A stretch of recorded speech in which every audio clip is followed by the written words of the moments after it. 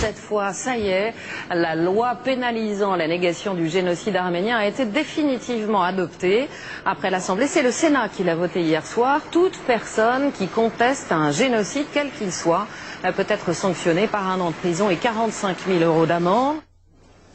Alors, je le disais tout à l'heure, de plus en plus d'historiens contestent ces lois mémorielles. Vous êtes historien, Nicolas Bavret, qu'est-ce que vous en pensez ? Moi, je suis d'accord avec eux. Je pense que cette loi est totalement absurde. D'abord, on a parlé tout à l'heure, et à juste titre, de la nécessité de la régulation pour la finance ou pour Internet. La loi, c'est la norme qui doit être appliquée par les uns et par les autres. Mais il faut que la loi, et le Conseil d'État l'a rappelé, trop de lois tue la loi. C'est-à-dire quand la loi est appliquée à des domaines qui ne sont pas les siens, eh bien, on la délégitime et donc on nuit à l'état de droit. Ça, c'est le premier argument. La deuxième chose, c'est que l'histoire, effectivement, c'est une matière de connaissance. Et de connaissance, donc on doit établir les faits, on doit les analyser, on doit les interpréter. Ce n'est pas une démarche dogmatique, comme on l'a dit. Quand on commence à faire de l'histoire des dogmes, généralement, c'est que la liberté est plutôt menacée. Et enfin, pour le Parlement français, en plus, quand on prétend faire des lois sur l'histoire des autres, donc ça veut dire qu'on s'érige en espèce de conscience universelle.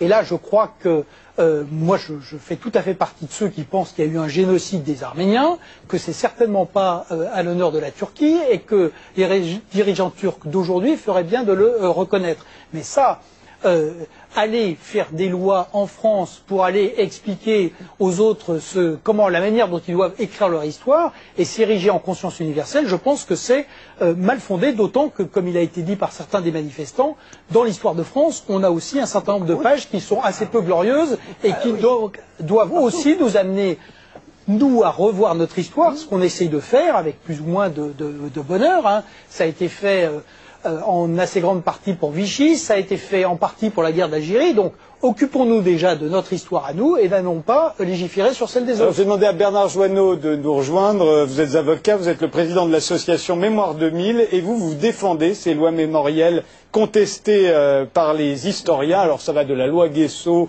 à la loi qui est en train d'être adoptée, en passant par la loi Taubira, bien entendu. Bernard Joanneau, pourquoi les défendez-vous, ces lois mémorielles? Pourquoi vous semble-t-elle nécessaire? C'est une spécialité française. Hein. Ça ne date pas d'aujourd'hui.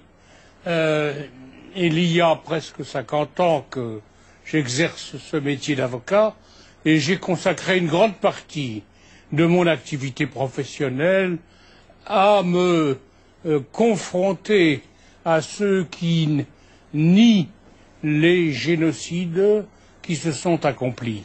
Et c'est le négationnisme que nous avons dans le collimateur et pas les historiens. Les historiens sont libres partout d'écrire l'histoire de leur pays et des autres pays, sauf en Turquie précisément, où il y a plus de 150 personnes qui sont emprisonnées parce qu'ils ont écrit sur l'histoire de l'Empire ottoman. Il n'y a qu'en Turquie que les historiens sont poursuivis.